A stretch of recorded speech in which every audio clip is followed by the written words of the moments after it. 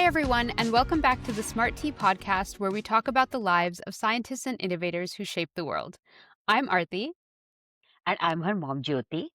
So, the inspiration for this week's podcast comes actually from one of my other favorite podcasts, My Favorite Murder. Ooh, I've heard so much about this podcast, and you have shared very good stories with me. Yes, it's a true crime podcast. The two ladies are very Yes. funny.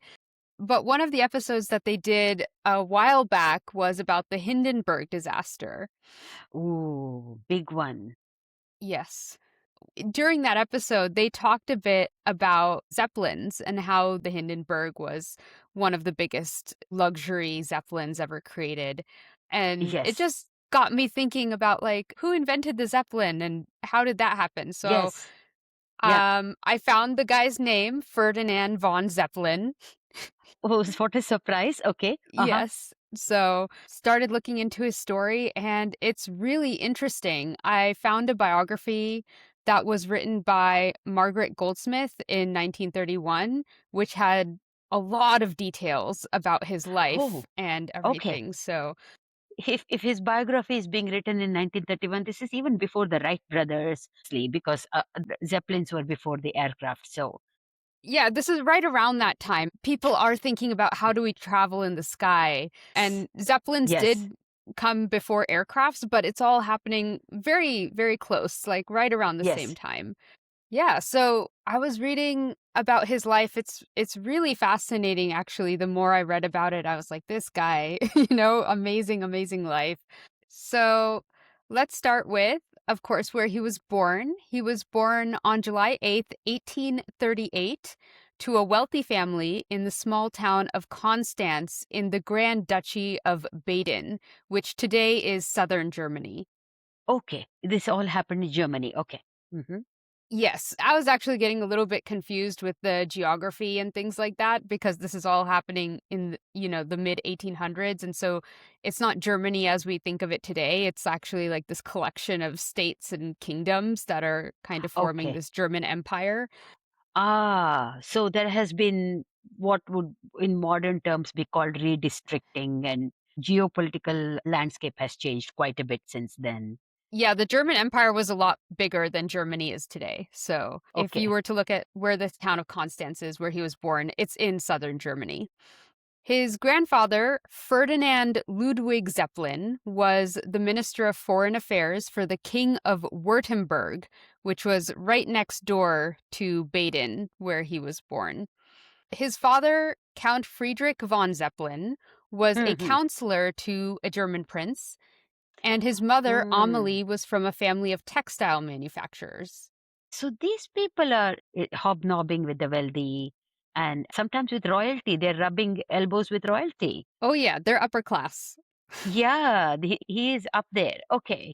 They lived in Amelie's family home on a small island, a little spit of land in the middle of Lake Constance, which is in the Alps. Probably Wow. beautiful, gorgeous, yeah. A little island on a lake in the middle of the Alps. Yeah, surrounded by snowy mountains. Must have been gorgeous all year round, actually. Friedrich and Amelie had 3 children, a daughter named Eugenie, and 2 sons, Ferdinand and Eberhard. So Ferdinand, the one we're talking about, is the middle child. Count Friedrich, although he was a successful diplomat, was really more of a gentle poet at heart. And Amelie had some sort of illness, we don't know what, but it Oh, practically left her disabled for most of her life. So when Ferdinand was 2, his father retired and bought a large estate in Gersberg on the shore of hmm. Lake Constance so that he could focus on taking care of his wife and children. Yeah, okay. Ferdinand and his siblings had an idyllic childhood with very loving parents and private teachers who lived on the estate. And although this all sounds very fancy and very upper class, his parents did a really good job of raising the children to be very down to earth and Hmm. not really realize or emphasize that they were part of the ruling class. And so there were a lot of stories about them not having fancy food all the time. When Ferdinand got his first pair of boots, it was like a really treasured possession. So things like Oh. that, Mm. they really raised them to be more down to Yes. earth. That's not an easy task. If you have money, it's easy to throw money at a problem to make it go away.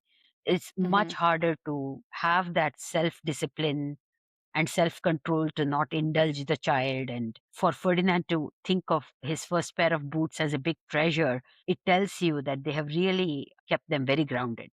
Yes, yes. Ferdinand was a charming kid. He was very good looking, very Mm. intelligent, and so people just automatically loved him. He remembers learning a lot from observing things that happened on the lake. He said, quote, "Here in Constance, I learned so many things which were important in my future work. As a child, I watched the ducks and the geese swimming in the canal. I observed the movement of ships on the lake, and I watched the wind sweeping away the smoke which came from their smokestacks." End quote. Wow. Naturally, he became a great swimmer, and his father took him mountain hiking and encouraged him to ask questions about the things he saw. Fantastic. He also taught Ferdinand to keep cool under pressure, which is fortunate Mm. because one winter day, Ferdinand and a friend were playing on a pond that had frozen over.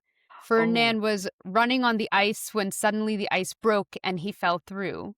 He managed to hang on wow. to the ice with his hands, but the water currents were dragging on his legs.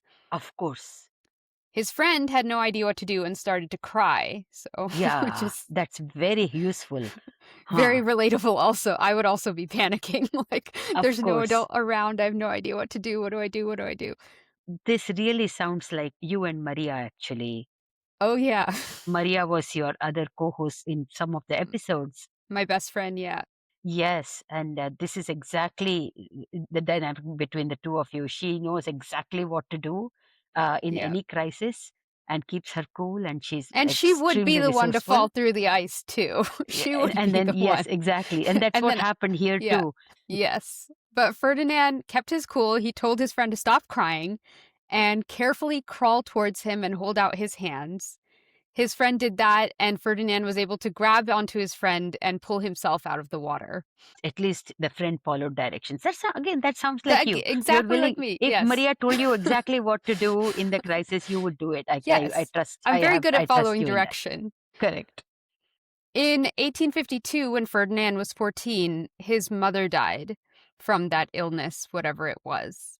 It's a tough one, man. 14 years Mhm. old and they lose their mom. He's 14, so he's the middle child. So there's one younger than that, even. Oh my Yeah. goodness. Hmm. Yeah, and they had been such a happy and well-adjusted family also, Hmm. so it's, like, even Yes. more his first brush with real death and grief, and at such a young age. Very sad. Before her death, though, she helped select a tutor for her children, Robert Moser. And Robert was a blessing for Ferdinand. He Hmm. was very modern in his approach to teaching and quickly realized that Ferdinand was more interested in science and machinery.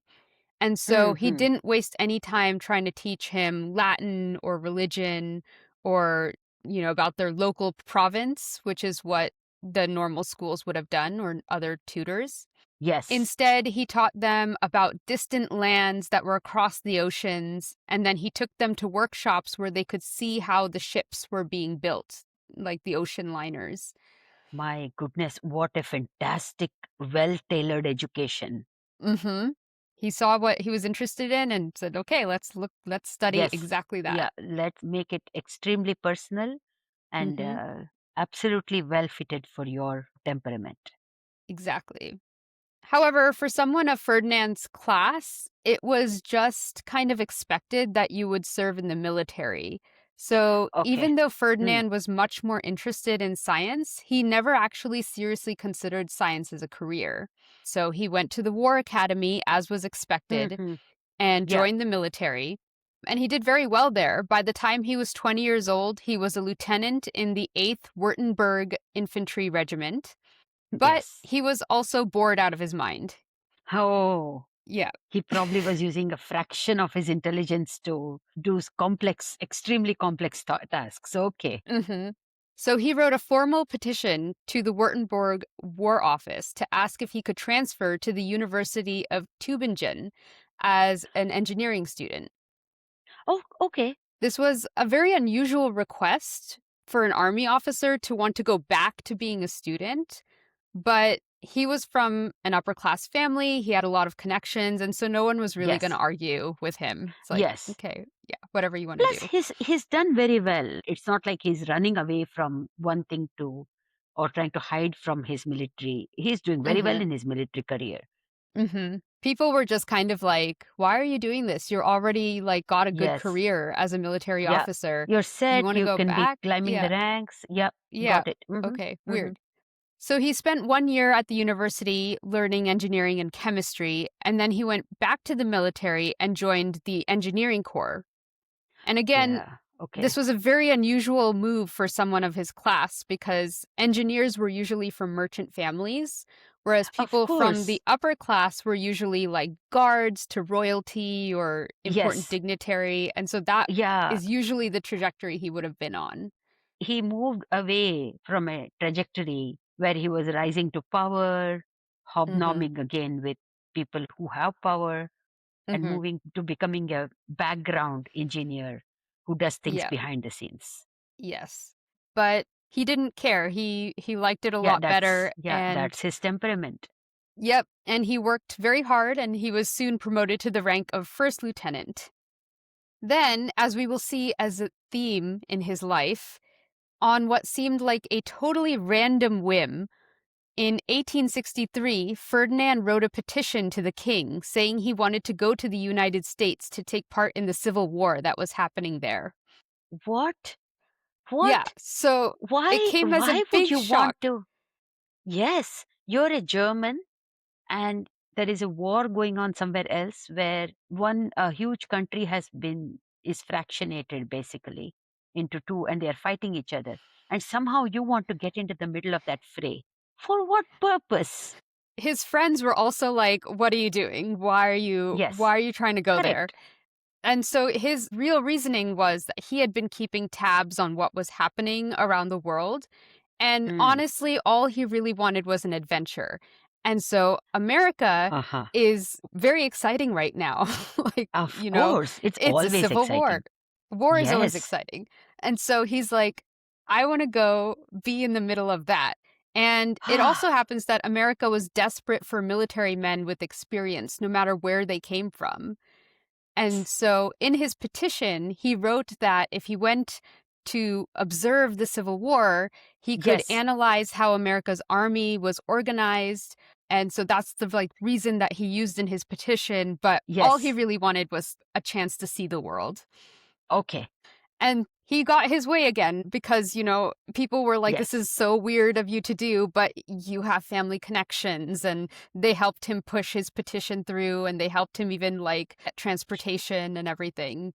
And so he traveled to the United States. And once he Mhm. got to Washington, because he's, an upper class person in Germany, he even got to meet with President Yes. Lincoln, and President Lincoln allowed him to join the Union Army and wished him luck on the study of military organization. Oh, wow. This is amazing that such doors open for him. Hmm. Yeah. So he joined up with the Army of the Potomac, and although he really was just there to observe, he couldn't help taking an active part in the various battles that the army was part of. Yes, of course he's in the thick of things. Yeah, and so this like small army is traveling around, various parts to various battles, and he starts becoming more interested in exploring more of America.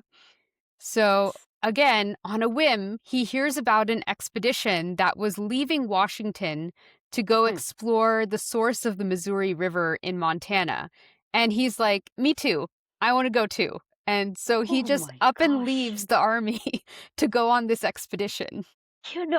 I'm kind of going on to his side now. It sounded like a zany idea in the beginning, but this sounds amazing.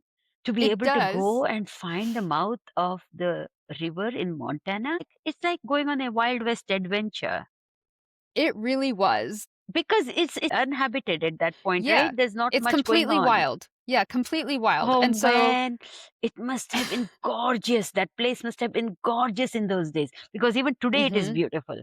yes. However, they were led by 2 Native Americans, but no one, including Ferdinand himself, had much experience in exploration. And so the group got lost and they had to More live fun. off of the land. Yeah, more More fun. fun. Hey, more Yeah. fun. This now is turning into survival. Yeah, they were like Live off the land. literally eating rats and they came very close to starvation before finding their way back to civilization. Well, did he have fun? He had so much fun. Ferdinand was just like, that was the best adventure ever. I loved it. Oh Yeah. my goodness. Okay. Apparently, he was just always very optimistic that things would work out because they always had in the past for him. He's Yes. like part of the upper class. So, like, doors open for him all the time. Yes. And so it's just kind of a fact of his life that things work out when he wants them to. And so I don't think he ever really seriously considered that he could die. He was like, it'll be fine. I'm always It'll be fine. great. But Yeah. if I die, I die trying to have fun. So that's Yes. fine too.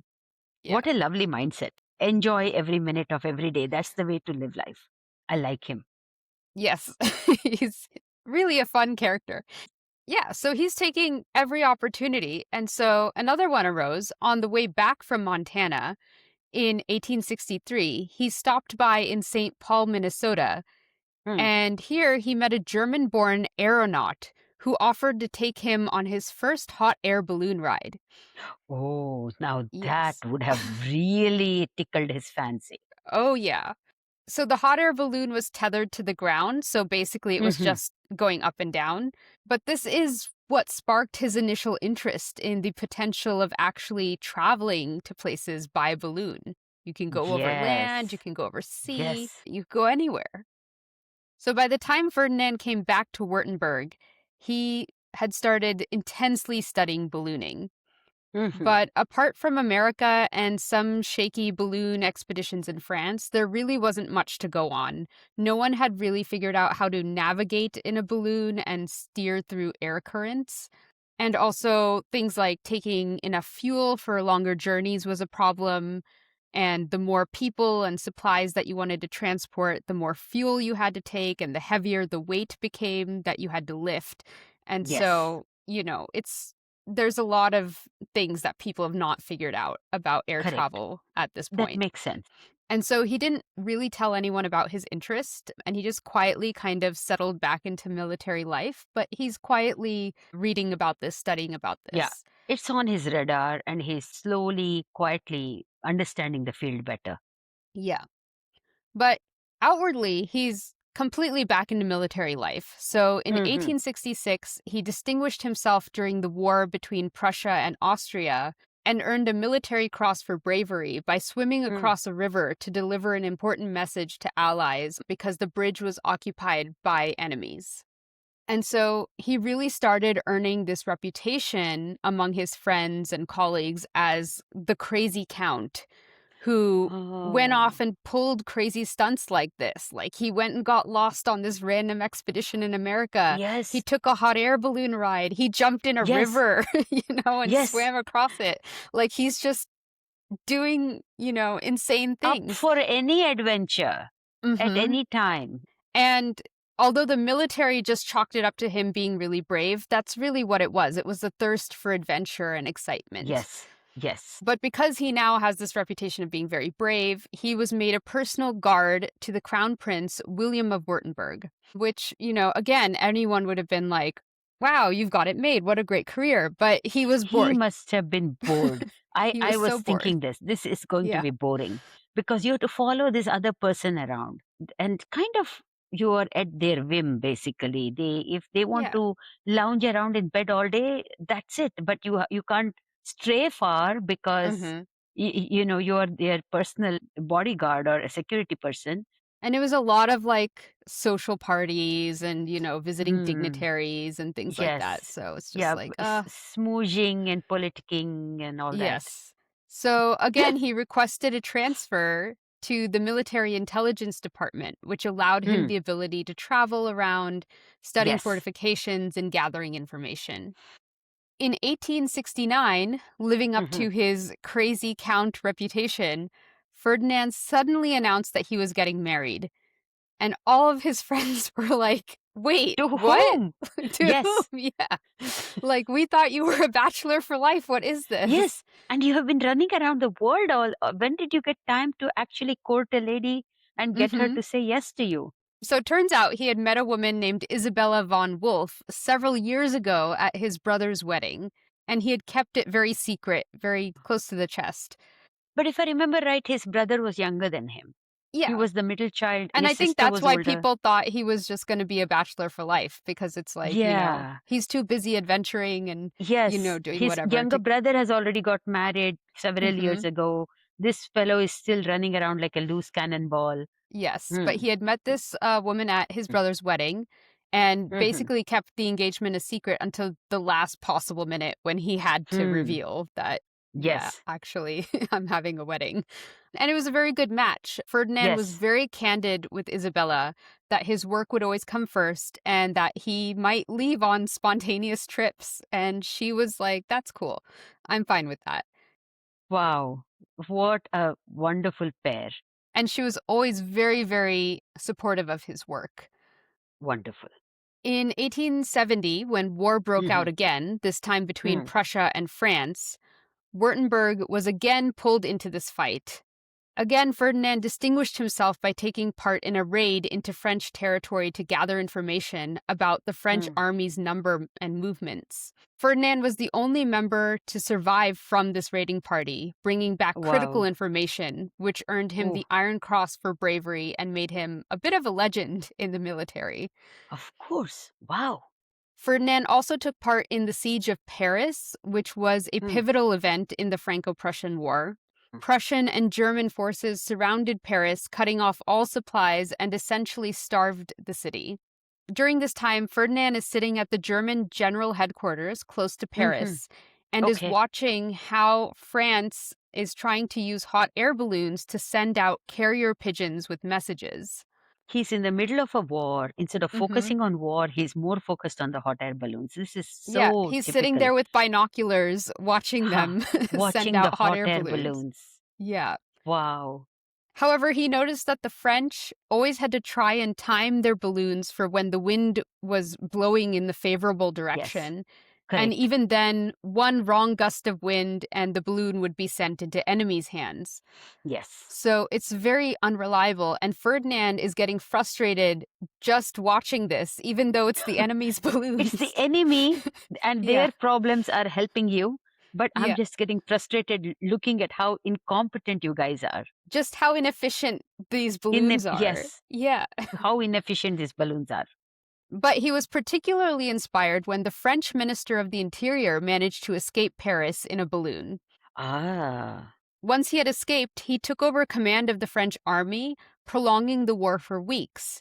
Hmm. And Ferdinand, who is already in the mindset of like, how do we make balloons more efficient and practical for warfare, saw right there the huge implications it could have.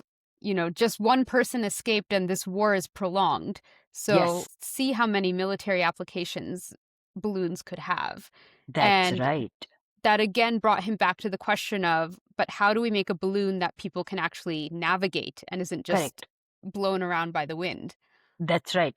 Once the war was over and things settled down again, Ferdinand was still mulling over this idea when he came across a pamphlet written by Heinrich von Stephan, who was a postmaster general of the North German Confederation. And he had experimented with sending mail through all sorts of modes of transportation, including balloons. In this pamphlet, Heinrich von Stephan wrote, quote, "Providence has surrounded the entire earth with navigable air. This vast air ocean, which today still lies waste and empty, is not yet used for human transportation." End quote. Endless potential. Mm-hmm. And so Mhm. reading this finally gave Ferdinand the push he needed to begin drafting his first dirigible rigid airship. Dirigible. A What is dirigible, yeah. A dirigible is another name for a blimp or a balloon or a zeppelin. okay? Okay, dirigible.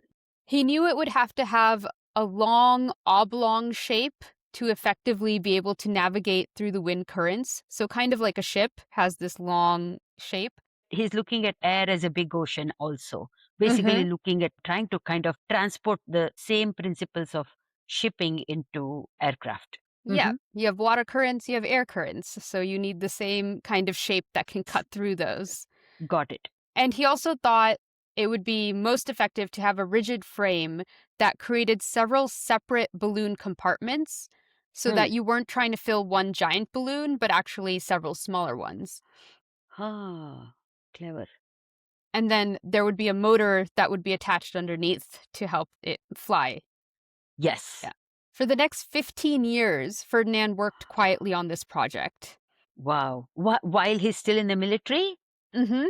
Yeah, so during Oh this my time, God. he's quickly promoted from lieutenant to a major and then in 1882 to colonel. And although he had already earned a reputation of being very brave and modest, he didn't really enjoy his work as a colonel. Yes. Yeah, he doesn't like being in This, charge. And so once again, he petitions for a transfer and got moved to the Württemberg military attache in Berlin, where he was able to meet with many scientists and engineers and actually talk to them about balloons, including the famous German physicist Hermann von Helmholtz. he's finally in a place where he's actually able to do something that he wants. Yes. Then in 1884, a French military man, Colonel Charles Renard, and Officer Arthur Krebs created the first fully controlled free flight dirigible called Hmm. the La France. It was one giant balloon, so not divided into compartments, Yeah. and it had rigid wooden supports. Okay. It successfully flew about 5 miles in 23 minutes, which is about 13 miles an hour. Pretty good. However, it used electrical engines, which were very heavy, and also, although it technically flew, it wouldn't actually be useful for any practical applications. Electric engines. Did they run on batteries or something? How do you supply the I'm power? assuming, yeah, They I'm assuming it must have they been had power batteries. sources. Okay. Hmm. The batteries, power units, whatever. In the biography I was reading, it sounded like fuel combustion engines were not quite there, and so they opted for electrical engines instead, but those Got were it. very heavy also. So, But hey, one step in the right direction, so we can mhm. evolve from there. Yeah. So it was a big achievement. And Ferdinand wrote to the King of Württemberg saying that they had an opportunity here to outpace France's aeronautical efforts. And what they needed to do was focus on creating a dirigible that was able to navigate strong air currents, transport the weight of people, supplies, and ammunition, and travel for hours at a time. Yes. This was more of a report than an actual request for funding or permission to work on the project, but he's outlined these, like, three key points that we need Yeah. to work on. Correct. Making it obvious that this is a good thing to think about. Yeah, it's worth pursuing. In 1887, Ferdinand was promoted to be an ambassador to Prussia for Württemberg. Okay. He's risen from the military, he's gone all the way to the top, he's gone to the being an ambassador and everything. Hmm. And this is all stuff that he doesn't really like to do. Yes, What would have happened if he was really interested in this work? I know. We wouldn't have the Zeppelin. We would. Very true. As an ambassador, he very strongly defended Württemberg's interests to the point that it actually irritated some people Mm. because he wouldn't compromise on that. Anything that, maybe hurt Württemberg at all or was less Yes. favorable to Württemberg, he wouldn't let it Yeah. go. Yes. Okay. Either he did a really good job and stood out that way, or he actually irritated the new emperor, William II, with his constant, Okay. defense. Like, no, this is our stance and we are not going to move from it. We are not going to accept any compromise. We are not going Hmm. to give an inch to the other side. But if you're negotiating, you do need to create a situation where both sides can walk away with a win. And especially if you're negotiating with an emperor, like you can't, Yeah. like the emperor is used to getting his way and you can't constantly be saying no to the emperor. But probably because he nagged the emperor so much, the emperor decided to promote him to brigadier general, which took Ah, him out of diplomatic service and put him back in the chain of command in the military. So the yes, emperor's yes, like, I yes. don't have to deal with you. Yeah. Promote the problem upward and outwards. Yes, exactly. They are not a good fit where they are, so promote them.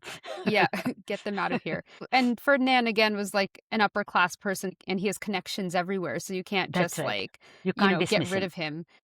However, just 1 year later, Ferdinand suddenly retired. Rumor has it that the emperor forced him into retirement after some disagreement over military maneuvers. Honestly, I didn't really understand what the disagreement may have been about, but it did Hmm. sound like the retirement, quote unquote, came as a shock to Ferdinand as well. Okay. Okay. All right. By this time, he and his wife had a young daughter, Hella, and so Ferdinand bought a nice house in Stuttgart where they could all settle down. And so outwardly, everyone was like, oh, that was kind of a shock retirement, very random, but he is 52 and he's settling down with his family. That's so nice. That's what Yeah. people Yeah. are like, great. Definitely. Hey, Yeah. at 52, it's a good time to pursue what you really want to do. Yes. But whereas people thought he was going to just like take it easy and be with his Mm. family, he is like, well, now I can actually really devote all of my time to dirigibles. This is my Finally. real cause, then I'm going to go chase that.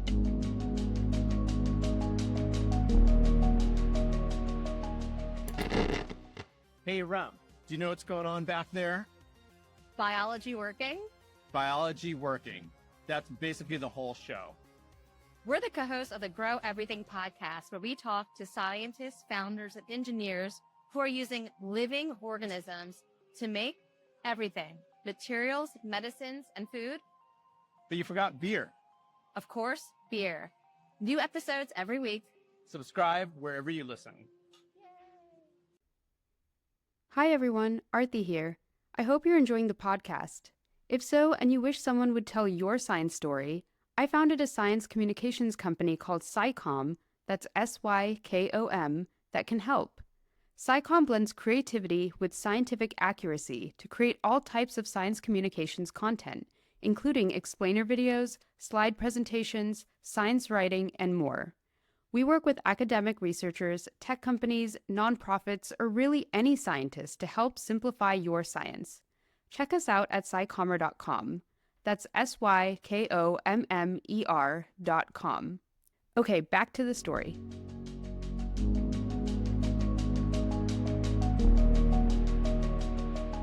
So he hired an engineer, Theodore Kober, to be his assistant, and they quietly got to work. They Mm. didn't spread around what they were doing, but when people saw them tinkering with boat propellers or heard them talking about balloons flying through the air, it just reinforced his reputation as crazy Count Zeppelin. There goes crazy Count. But after 3 years, Ferdinand and Theodore Kober had a solid plan for building the LZ-1, or Luftschiff Zeppelin 1, which translates to Airship Zeppelin 1. But at this point, money became an issue.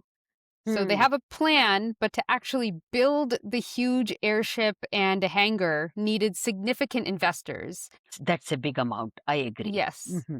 Hmm. And despite his connections, he had earned this reputation of being the crazy count, so no one really wanted to take a chance on his idea.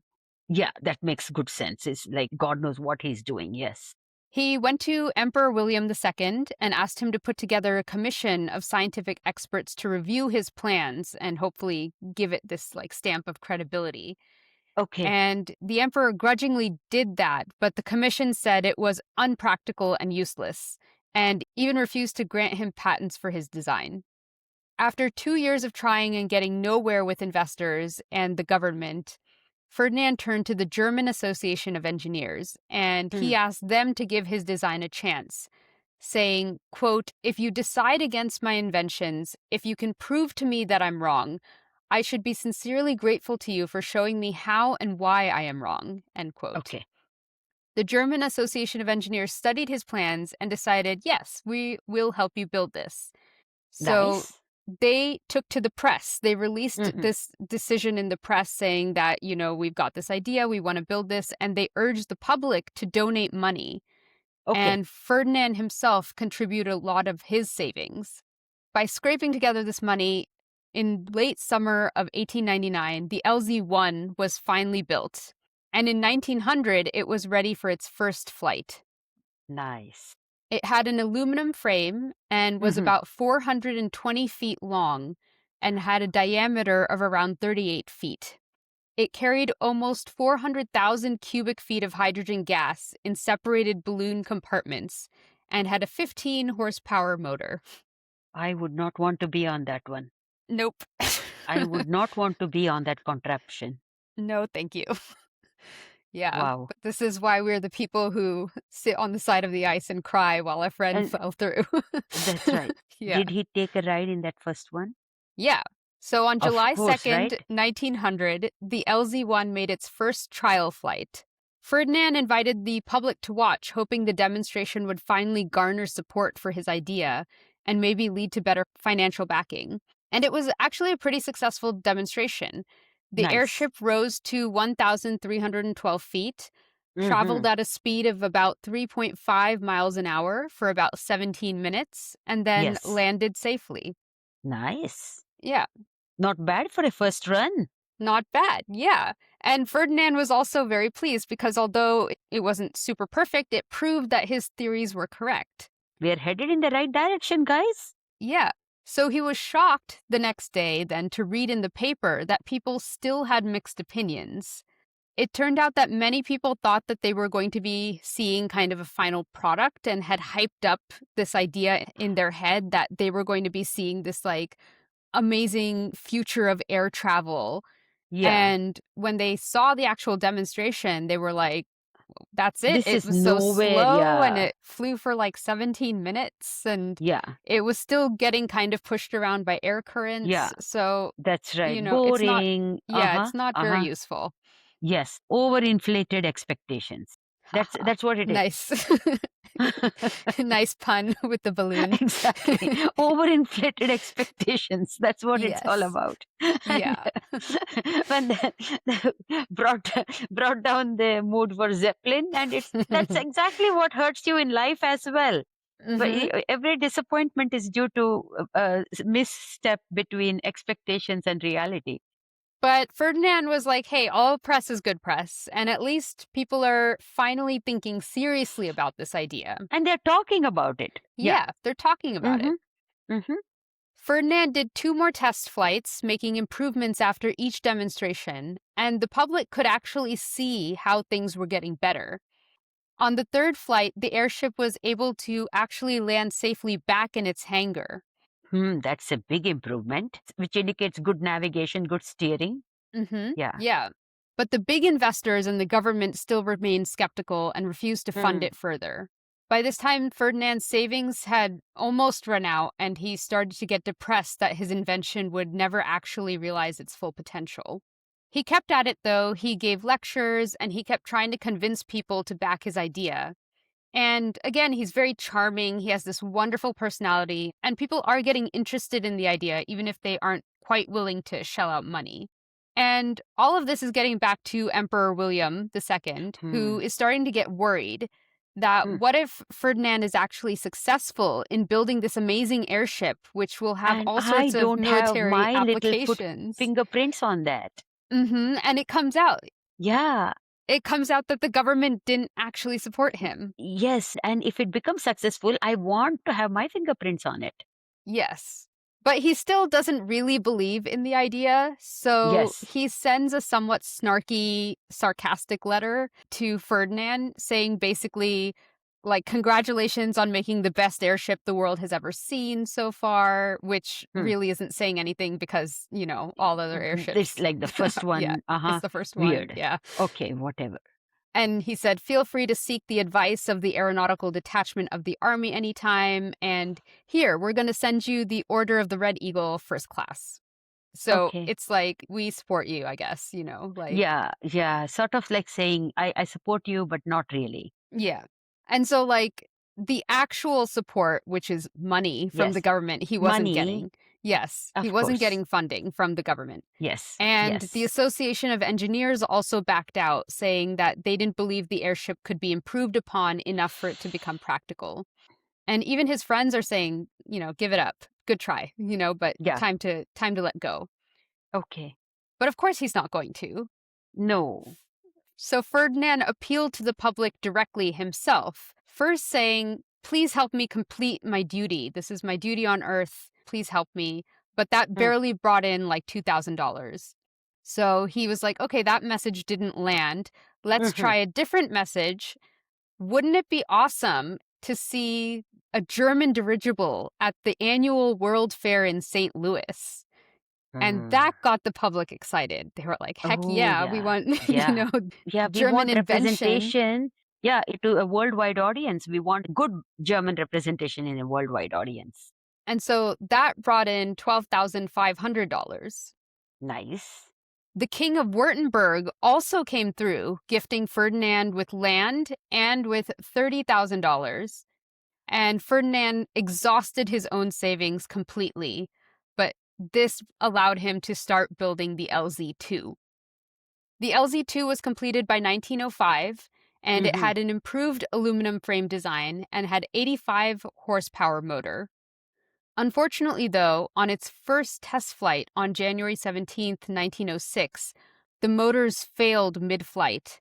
Ferdinand was able to safely land in a nearby town and secured the airship.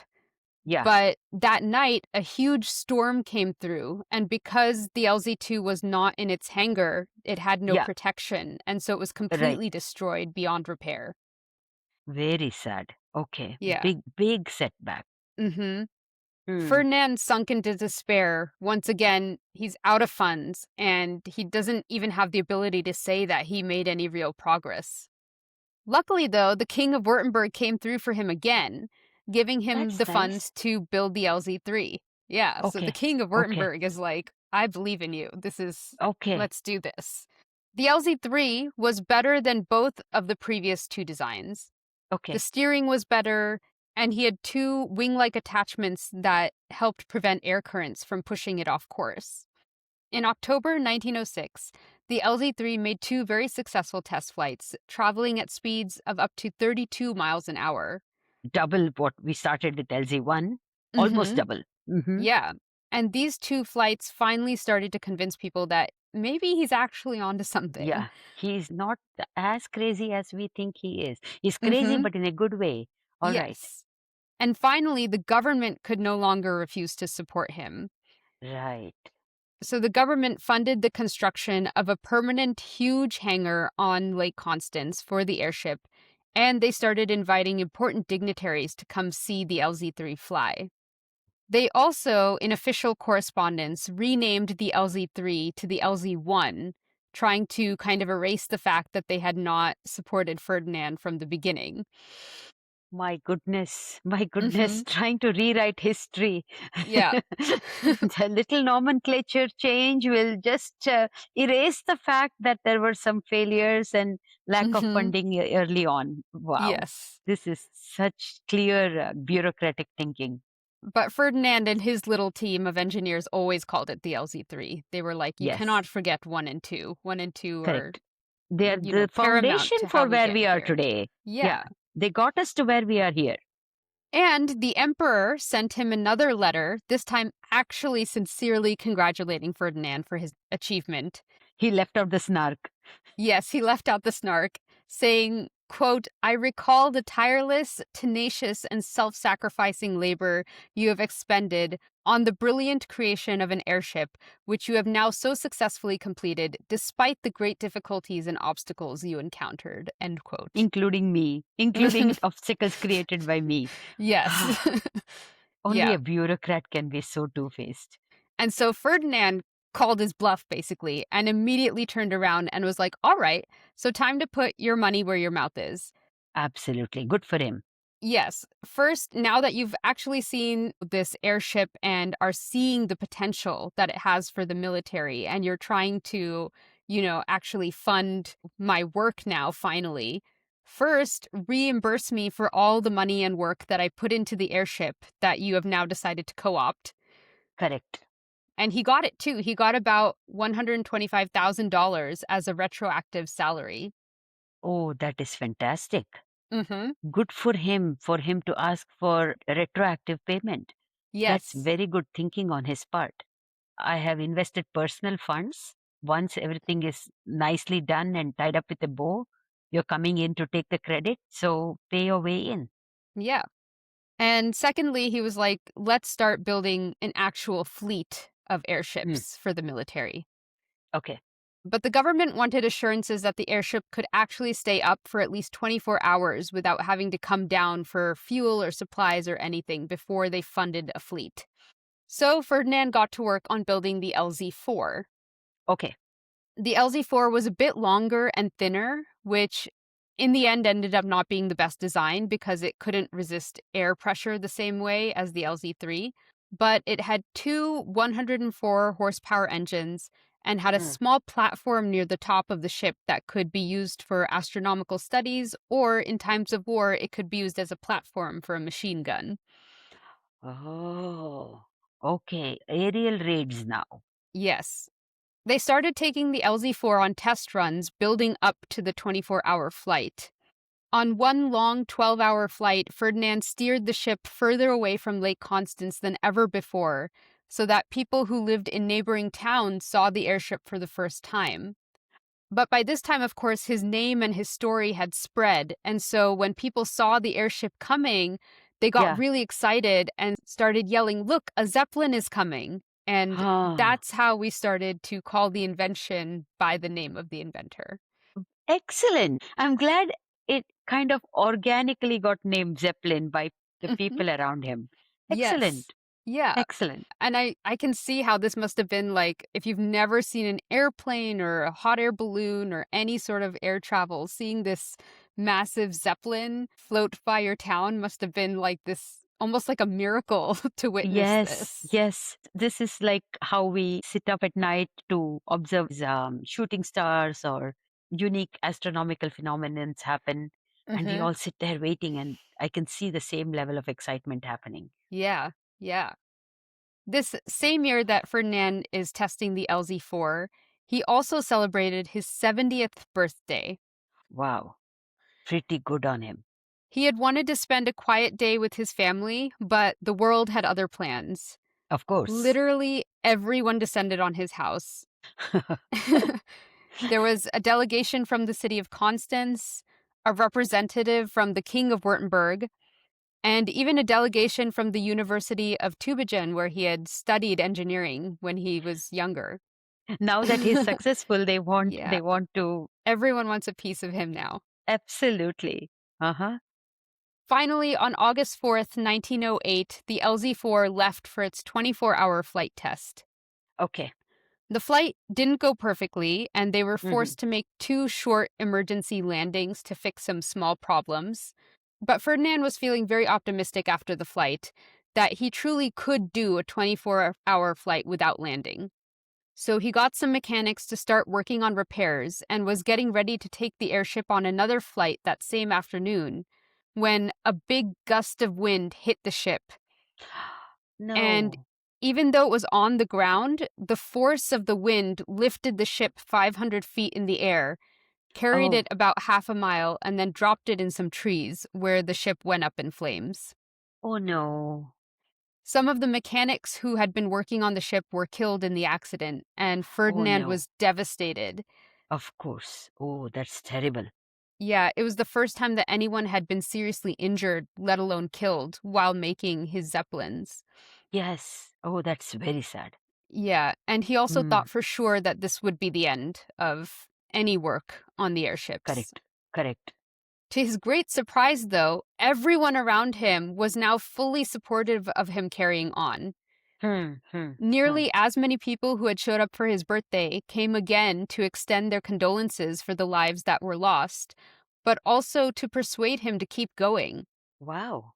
And the Hmm. public also rallied. Like the cutest thing that I read was little children would send him their piggy bank money in the mail Oh saying that my he should God, use that it to start is building another airship. Oh my God, that is Yeah. tear-jerking story. That is So cute, right? so sweet. That is Mhm. so sweet. Oh I my think it God. just, like, goes to how much it captured the people's imaginations. It's like you see this Absolutely. Zeppelin Yeah. flying by, and it's like this Yeah. miraculous invention, and Yeah. then, you hear about, "Oh, it went up in flames, it was a disaster," and people are like, Yeah. "No, you're onto something, keep going." And he's probably fired the imaginations of so many young kids who all want to be a Zeppelin driver when they grow up. Mhm. Wow. So within a few weeks, the German people had sent him over $1.5 million to Wow. construct a new airship. The next one. With this money, he started the Zeppelin Foundation, which still exists today. The government was also taken by surprise that so many people immediately came running to Ferdinand's aid, which Yes. meant that they also had to throw in their support. So if Yes. they were looking Yes. at this as a This way is out, yeah, they yeah, this has become bigger than we can control. yeah, The people love him, the people love his ideas, the people love his inventions in spite we of all cannot these say no. mishaps. And so basically that meant that they had to green light the building of a fleet of airships. And finally, Emperor William II himself came to see the Zeppelin. He Mm. came to see the LZ-3 since the Yeah, LZ-4 was gone. And on this visit, he gave Ferdinand the Order of the Black Eagle, which was the highest honor that he could award. nice. I can see this 70-plus-year-old man being called a crazy count all his life, and then all of a sudden now he's getting the accolades that he's earned already. People love him now. So now things start to progress fast. He's got the support of everyone. And so he's able to found a company to construct airships for military use, to carry passengers, and even for exploration expeditions. As a way of giving thanks to the German people for their support, he started organizing public flights so that people all over could see his airship. When he went to Berlin to show off his airship, the emperor himself greeted Ferdinand and allowed him to enter the carriage before he got on, which is about the Oh, highest honor ever. absolutely. Oh, wow. In 1910, Ferdinand took part in a small expedition to the Arctic to scope out the possibilities of using zeppelins to explore the North Pole. Yeah, once you have a tool like that, the applications are remarkably varied. You can do so many things with it. Yes. Yeah. And I Hmm. think it's worth mentioning he's 72. He's still like, And he's off to the Arctic. Okay. yeah. And finally, in 1912, the German Navy ordered their first airship for military use. Ferdinand himself commanded the flight from Berlin to Denmark and back to Berlin for this airship. Hmm. Unfortunately, the following month, the airship was destroyed in a storm, but the Navy promptly ordered another one. Okay. This time, the Navy requested modifications to be made, creating a corridor between the two motor gondolas. Ferdinand and his engineers strongly opposed this idea, saying it would be dangerous, but the Ministry of the Navy overruled them. But sure enough, that airship was also completely destroyed when hydrogen gas built up in the corridor, just as Ferdinand and his engineers said it would, and Yes. it ignited, causing an explosion that killed the entire crew on board. Oh, no way. No way. So he is having Oh, his fair share of airship disasters. yeah, Yeah. yeah. These are disasters for sure. Almost like a prelude to the Hindenburg. Mm-hmm. Ferdinand realized that A, the military is a pain to work with. Yes. And B, even if they actually did listen to him, they wouldn't order enough airships to actually make the company profitable. So Ferdinand turned instead to passenger travel. But for passengers, it would be more of a recreational activity than an actual Yeah. mode of transportation. Makes sense. It's not there yet. Yeah, Absolutely. it's too slow and, Yeah. it doesn't actually get you from point A to point B. Yeah. Better and cheaper modes exist. This is just for fun. Yeah, exactly. Ferdinand was just enjoying himself. He was Yeah. often commanding the flights himself and coming up with new routes to take. So he's just having fun. What a nice life to have, to Yeah. be 72 at this point and Yeah. just Just flying around in your airship. steering your ship the way you want to steer it. Yeah. Nice. In 1914, when World War I broke out, Ferdinand wanted very much again to join the war effort. At 72. No, now he's older. Good or Lord. And '76. he Yeah. wants to, he's 76 and he wants to fight a war. Yeah. He Yeah, wants to he's like, join the "Put me war. in." Yeah, put me in Yeah. there on front I'm lines. excited. Put me in World War I. Woohoo! Yes. Excitement. But he did have to come to terms with the fact that he was too old, really, to be put on the front lines or Yes. have any use as a commander. What is that they say? The spirit is willing, but the flesh is weak. That's what they say about Mhm. it. Yes. And unfortunately, he also had to come to the realization that his Zeppelins were not as useful for military applications as he initially hoped. The enemy would bomb the Zeppelins in their hangars where they Yeah, were vulnerable. They were also vulnerable to military fire because they couldn't fly as high to avoid it. correct. Yeah, And they were very slow, like we were saying, yeah. especially when turning around, which made them Mm. really easy targets. And in the winter, the engines would freeze. This is very early days. So they are neither agile nor can they be climbing heights. They're dangerous, ignitable traps. Yeah, not the best. And so Not the the Army best. and Navy lost a huge number of airships in the early months of the war when they were trying to use it. Hmm. Hmm. And so Ferdinand realized that really the best chance of success was the passenger travel sector.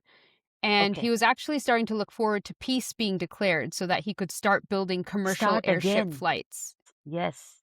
And actually, Ferdinand mentioned this to General von Hindenburg, after whom Hmm. the Hindenburg airship was named. Ah, yes.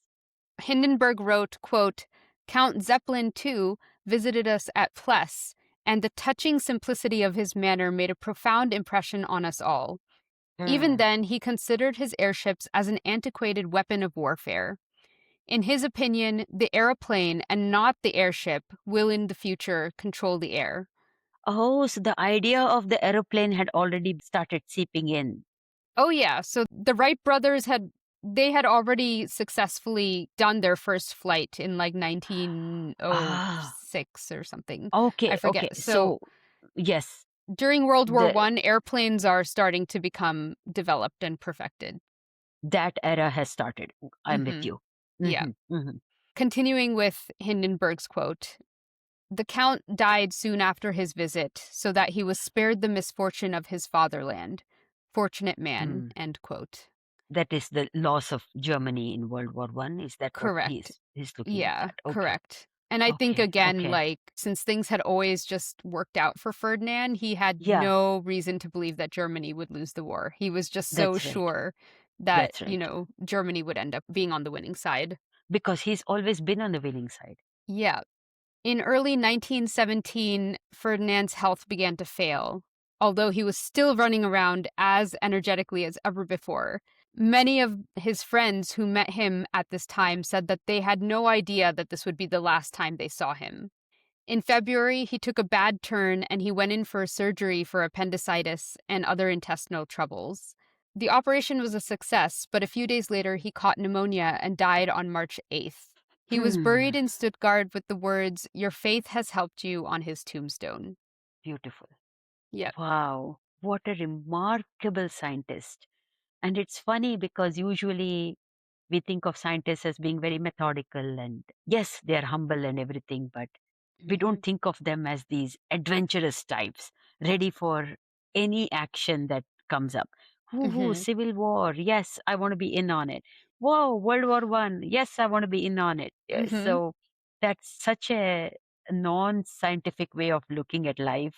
And for a scientist to have that attitude, it is a very good mindset, I think, to have this beautiful mix. Yeah, and that segues really nicely into the quote that I wanted to end on. In the biography that I read by Margaret Goldsmith, she writes, quote, He realized before he died that one of his greatest wishes had been fulfilled. He had Hmm. never really been old. He had been actively at work until the end. He had died as he had lived, a young man in spirit, end quote. Oh, that is a quote I'll take to heart. I can die young also, that means. Yes, That always. is As long as you wonderful. keep jumping around, doing what And you filled love. with curiosity, looking forward to the next adventure in life, you Hmm. will die young. Yeah. Oh, nice. I like that so much. I think he's worth emulation. Absolutely. 100%. Thank you. Thank you for Mhm. sharing. I'm glad you liked it. Thanks for listening. If you have a suggestion for a story we should cover or thoughts you want to share about an episode, reach out to us at smartteapodcast.com. You can follow us on Instagram, TikTok, and Blue Sky at Smart Tea Podcast, and listen to us on Spotify, Apple Podcasts, YouTube, or wherever you get your podcasts. And leave us a rating or comment. It helps us grow. New episodes are released every other Wednesday. See you next time.